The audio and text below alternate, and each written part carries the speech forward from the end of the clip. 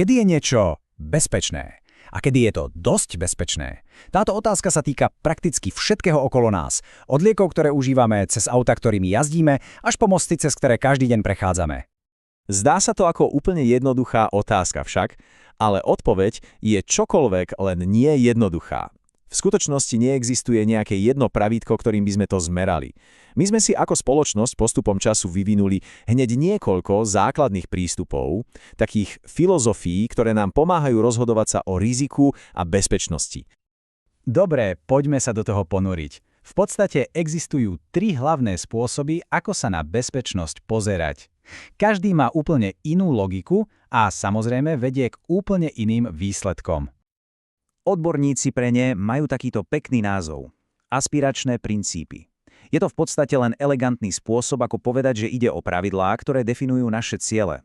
Teda, čo vlastne považujeme za priateľnú úroveň rizika. A tu ich máme.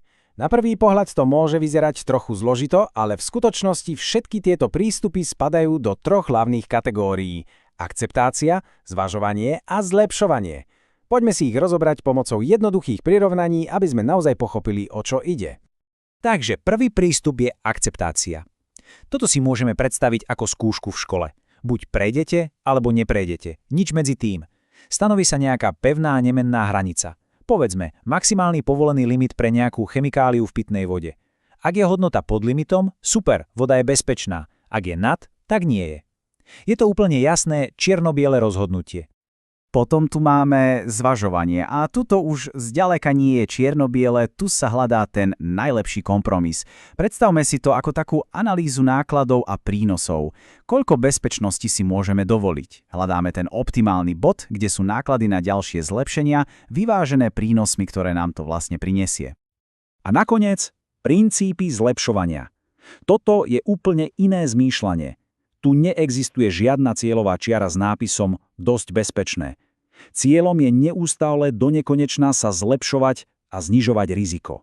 Akékoľvek riziko, ktoré je nad nulou, sa považuje za niečo, čo treba odstrániť. Je to vlastne nikdy nekončiaci proces. V tomto našom rozbore sa zameriame práve na túto poslednú skupinu. Prečo? Pretože predstavuje veľmi dynamický a v modernom svete čoraz vplyvnejší prístup k bezpečnosti. Táto myšlienka sa samozrejme nezrodila len tak zo dňa na deň. Pozrime sa, ako sa tieto princípy postupne objavovali. Začalo to ochranou pred žiarením v polovici 20. storočia s princípom Allara, postupne sa to rozšírilo do priemyslu a nakoniec koncom 90. rokov až k bezpečnosti na cestách s víziou 0. Každý jeden z týchto princípov stával na myšlienkách toho predošlého. Všetko to v podstate odštartoval princíp Allara. Pri práci s ionizujúcim žiarením si vedci uvedomili, že neexistuje žiadna úplne bezpečná dávka. Takže namiesto toho, aby stanovili nejaký bezpečný limit, povedali, znižujte tú expozíciu tak nízko, ako je to len rozumne možné. A práve to slovo rozumne mení úplne všetko. Potom prišiel princíp BET. Regulátori si všimli, že zákony, ktoré nariadujú konkrétne technológie, strašne rýchlo starnú. Takže namiesto toho začali vyžadovať použitie najlepšej dostupnej technológie. A tým sa zabezpečilo, že bezpečnosť sa vyvíja dynamicky a drží krok s inováciami. Princíp substitúcie je elegantne jednoduchý a zároveň úplne geniálny. Na čo sa snažiť kontrolovať nejakú nebezpečnú látku, keď ju môžete úplne nahradiť niečím bezpečnejším? Je to proaktívny prístup, odstrániť riziko priamo pri zdroji. A to je základom tzv. Vnútornej bezpečnosti. Z japonského priemyslu a z manažmentu kvality k nám prišla myšlienka Kaizen, teda neustáleho zlepšovania. Na tomto prístupe je naozaj zaujímavé jeho zameranie. Namiesto toho, aby sa hľadali vinníci a obviňovali jednotlivci za chyby, sústredí sa na zlepšovanie systémov, v ktorých tí ľudia pracujú. A nakoniec vízia 0. Tento odvážny cieľ, pôvodne zo Švédska, radikálne zmenil pohľad na bezpečnosť na cestách.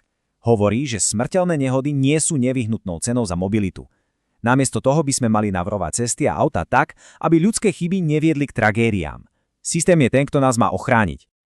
Znie to skvelé, no nie? Vždy sa snažiť o lepšie, o nulové riziko. Ale realita je, ako to už býva, o dosť komplikovanejšia. Tieto princípy narážajú na veľmi praktické obmedzenia. Vráťme sa na chvíľku k tomu princípu Alara. Plné znenie tohto princípu totiž briliantne ilustruje ten kompromis. Všipnime si ten dodatok, pričom sa zohľadňujú ekonomické a sociálne faktory. To znamená, že aj tie najprísnejšie princípy zlepšovania v sebe ukrývajú priestor pre zvažovanie. Dokonalá bezpečnosť za každú cenu jednoducho nie je reálna. A tu prichádza ešte väčšia výzva. Niekedy sa snaha o zlepšenie bezpečnosti v jednej oblasti dostane do priameho konfliktu so snahou o zlepšenie bezpečnosti v úplne inej oblasti. Perfektný príklad je lekárske zobrazovanie, napríklad CT vyšetrenie. Na jednej strane chceme použiť čo najnižšiu dávku žiarenia, aby sme chránili pacienta, to je ten princíp Alara. No na druhej strane, ak je tá dávka príliš nízka, obraz bude nejasný a lekár môže stanoviť zlú diagnózu, čo pacienta takisto ohrozuje. Dva bezpečnostné ciele, ktoré idú priamo proti sebe. Ako teda riešiť takéto dilemy? Nuž, zdrojový materiál naznačuje, že riešením nie je vybrať si jednu najlepšiu filozofiu, ale inteligentne ich kombinovať. Takže táto tabuľka to celé pekne zhrňa. Pozrime sa na prvý riadok. Ak máme jeden jasný hlavný cieľ, napríklad znížiť počet nehôd, tak hlavným motorom bude princíp zlepšovania. K nemu ale pridáme princíp zvažovania, aby sme si ustrážili, že zdroje využívame efektívne. A teraz ten druhý riadok. Ak čelíme konfliktným cieľom, ako v tej medicíne, začneme naopak. Hlavnú úlohu hrá princíp zvažovania, aby sme našli tú najlepšiu rovnováhu. A potom na to nasadíme princíp zlepšovania, aby sme hľadali inovácie, ktoré ten konflikt zmiernia, napríklad novú technológiu, ktorá dá lekárom superostrý obraz aj pri oveľa nižšej dávke žiarenia. V konečnom dôsledku skrátka neexistuje univerzálne riešenie. Efektívne riadenie bezpečnosti si vyžaduje flexibilitu a schopnosť prispôsobiť prístup konkrétnemu problému. Je to o výbere tej správnej kombinácie nástrojov z tejto našej filozofickej sady. A tak sa vrátime k našej pôvodnej otázke, ale s novým pohľadom. Keď sa teraz rozhliadnete okolo seba na dopravné predpisy, bezpečnostné štítky na produktoch alebo na postupy na pracovisku, skúste sa zamyslieť, ktorá z týchto filozofií tu hrá hlavnú úlohu. Akceptácia, zvažovanie alebo neustále zlepšovanie. Odpoveď odhalí veľa o tom, ako pristupujeme k jednej z najzákladnejších ľudských potreb, k potrebe cítiť sa bezpečne.